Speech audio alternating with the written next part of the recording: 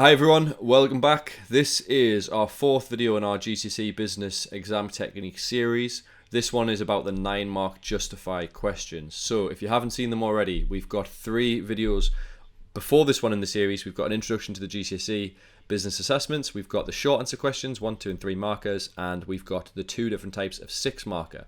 So we've got this video now, the 9 markers, we've got one more coming, which is the 12 markers. Make sure you check them all out, make sure you know how to approach these exams with confidence. So there are 2 9-mark questions, one at the end of section B and another one in section C. So we're going to talk through how these are structured.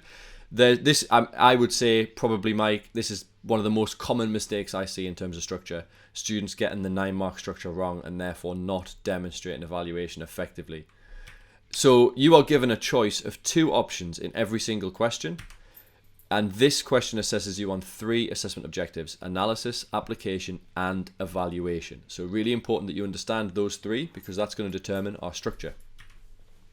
Now, in terms of structure, and you need to listen really carefully here because this is the important bit, you need to make a choice between these 2 options, and then you're going to do 2 main paragraphs. One is going to be why you've made that choice, and then the second is going to be the disadvantage of your choice. So if you're choosing between cats and dogs and you choose dogs, which you of course should because dogs are better, you need to explain why dogs and then why not dogs. You don't even mention cats really. Like you're not, if you do positive for dogs, positive for cats, that's not evaluation. There's no consideration of a negative there. So it's really, really important. I'm emphasizing this clearly because this is a mistake that I see students make all the time. You choose an option and you do for and against that option. You don't touch the other one. Then in the final paragraph, our conclusion, you justify why your option, why the choice you've made is the right choice. Now, that, as I've mentioned, you need to provide a balanced argument here. So the option that we're choosing, for and against. If you aren't sure about why we need to do a balanced argument, go back to our first video where we talked about the different assessment objectives and listen to what we say about evaluation. We make this point really, really clear because this is, I mean, Mike, is this the same for you? One of the most common mistakes you see? Oh, definitely. My year 10's still trying to get out the habit. My year 11's, there's probably just a couple that still keep forgetting. Yeah. So if we take this example one down in the bottom corner, Frog Bikes is considering 2 options to produce more bikes: build a new factory in the UK or expand production at the existing Chinese factory. You can answer either of these. There's no right or wrong answer. You can choose either one. You just need to make sure that you're doing for and against the one that you choose. So if you choose option 1, you're not touching option 2. You need to do for and against the new factory. If you choose option 2, don't mention the new factory in the UK unless it's by unfavourable comparison, and even then I'd probably avoid it because you risk potentially making your point about the other one instead of the one that you're talking about. So it's got to be for and against and then the conclusion. Now, these questions, because they're in section B and C, they all have case studies, so you must use the case study in your answers, and we're going to talk about why that's important.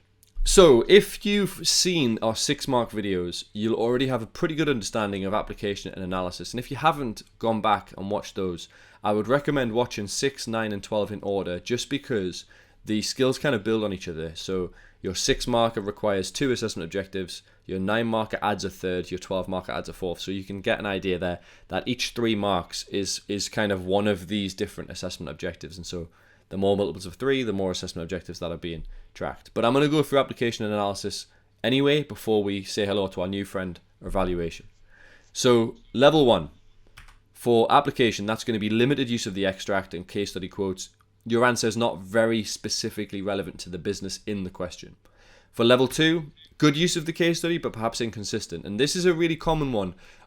It's really common that students get level 2 on a 9-marker because they forget to use the case study in their conclusion as well. So you might see really good application in the first 2 paragraphs, but not in the conclusion. In order for level 3, it needs to be in every single paragraph, including the conclusion, and it needs to be good, relevant, spread out use of the extract. For our analysis, this is the same as it has been all the way through.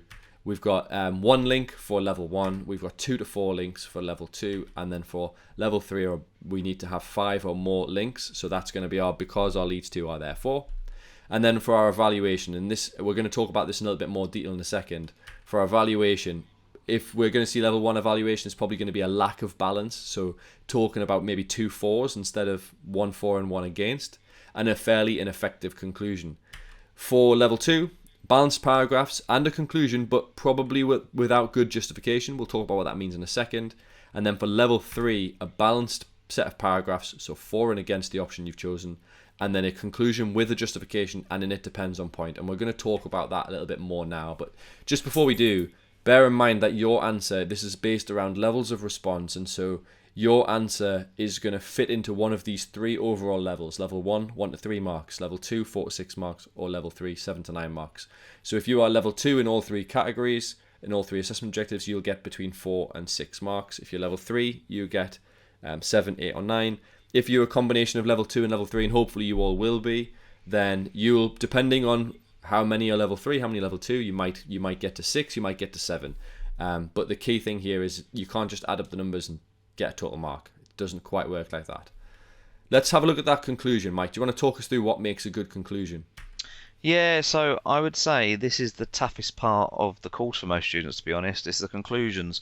So you've got to make sure that you're really, really, really quick, because you're not going to have long probably by the time you get into the end of 9s and 12s. So you need to make your decision clear. I clearly think that setting up a new factory in the UK is the right way for the business to go, mainly because, and then you give your point and try and make it applied, not just repetition. There is literally 0 point in repetition in a conclusion. It must be my most used word when I'm marking work, student work: repetitive. And then you need to add on a success depends on point. So the way to do that is to look at your disadvantage, the problem you've highlighted with your idea, with your option. Now put yourself in the shoes of the manager in that business and think, how am I going to minimize the impact of that negative, and try and make a suggestion. It could be that they could do extensive market research with their key target market to reduce the chances of struggling to meet customer needs in a new market, for example. It could be, you extend the period that you do the market research for, as it is in a new market, if you was for doing that as an example. If it was the costs, for example, of setting up a new factory in the UK, you could go up north where it's cheap, for example. You could suggest that. There's an example of, the success depends on point, linking to the disadvantaged paragraph. That is the key to success in a conclusion for a 9-mark paragraph. Yeah, it's worth adding to that we'll talk about this more on the 12-mark video, but on a 12-marker you would also add a short or long-term point. Now, since we're talking about conclusions, we thought it was worth mentioning that there. That's all we're going to say about it though, because in a 9-marker that's not what is required, but just bear in mind that the conclusions are slightly different for a 9-marker versus a 12-marker. So we've got a model answer here. Let's have a look at this one. So this was from last course patisserie as well, which is another another case study that we've used in our other videos. So in order to increase the number of desserts that can be produced to meet the extra demand, last course patisserie is considering 2 options: investing in new machinery or employing more staff. Justify which one of these 2 options they should choose. Now it's worth mentioning there, justify which one of these 2 options. The one is highlighted in bold. It's really important that you only make that decision about one of these 2 options and then justify it. You get your analysis marks from your links, you get your application marks from the quote or the reference from the extract in every paragraph, and you get evaluation marks from the balance from the 2 paragraphs and a conclusion that's justified. So Mike, do you want to talk us through this one then? Right, so here comes the student response. Let's take a look. LCP should employ more staff as it will allow them to maintain their USP. So the student in their first sentence has kicked off with option 2 is the one for us, and they have done some application kind of setup with the USP. This is because their products are high quality and handmade. So there's the application we're wanting. Keeping their USP and employing more staff will lead to LCP being able to meet the increasing demand, more application there, and therefore gaining more sales and revenue without sacrificing quality. So that is packed with links and application in there. So it's really short. If we see that's 6 lines? 6 lines, and we've got 3 link strands with the point at the top, and with 2 bits of application. So we're looking good, and it's nice and spread out. Let's look at this second paragraph. So we do not want to see a benefit of option 1. However, they should not employ more staff as it could be costly. Okay, so we've got a negative, it's a good start. This is because they will have to recruit highly skilled staff to meet the high quality standards set by the new head chef's new range of products. Okay, so this student's clearly read the case study. They've picked out what we like to call a hook, and there's a new range of products coming out. The new head chefs want to support the USP. So we've got 2 bits of application there, and we've already got a link. Could argue there's a link in there as well. This leads to increased costs when producing, which could therefore lower profits or mean LCP must raise prices. So this is the key bit that a lot of students miss out. There's always the choice. You either accept lower profit margins or you increase your prices. The student here has actually said both is an option, which is really good. So if we look so far, this is where analysis ends. So we can't score analysis in the conclusion. So we've got 3 link strands in the second paragraph, 3 in the first paragraph. This is level 3 analysis all day. So far, it's at level 3 application. As long as the student gives some application in the conclusion, they will stay level 3 application. This at the moment is probably level 2 evaluation until we get to the conclusion. So let's have a look at the conclusion.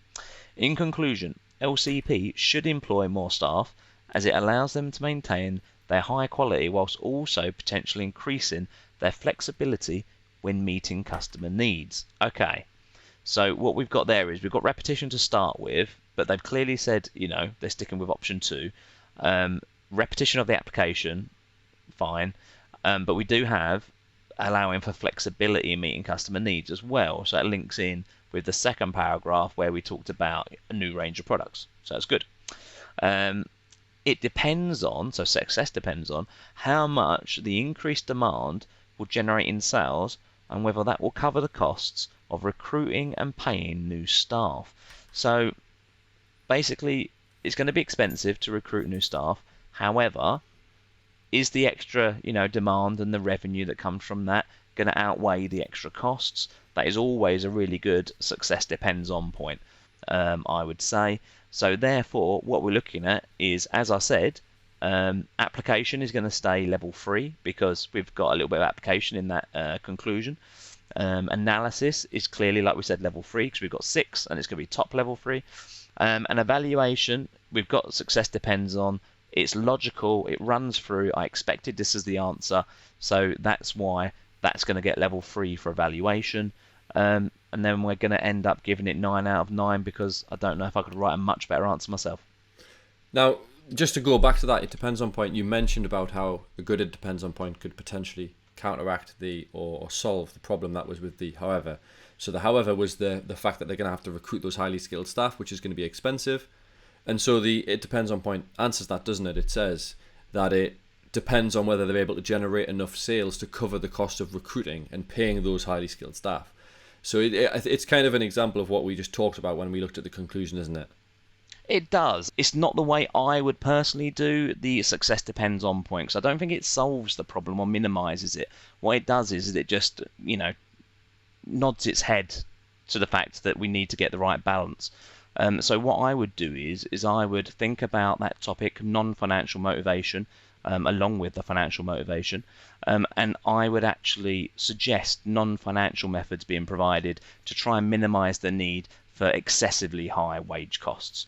That might be a little bit of a stretch for a student to think of, but that would show top level evaluation for a success depends on point. So you're trying to think of the second paragraph, your negative, as a problem to try and solve or at least reduce.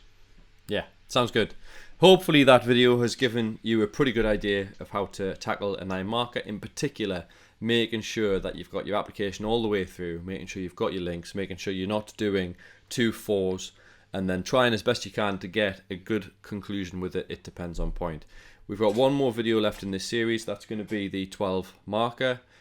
So that's going to be coming soon. If you haven't already looked back through the other 3, this is video 4 in the series. So have a look through, make sure you're prepared for these exams, and hopefully it'll help your exam skills and help you demonstrate all what you've learned to those examiners. We'll see you soon.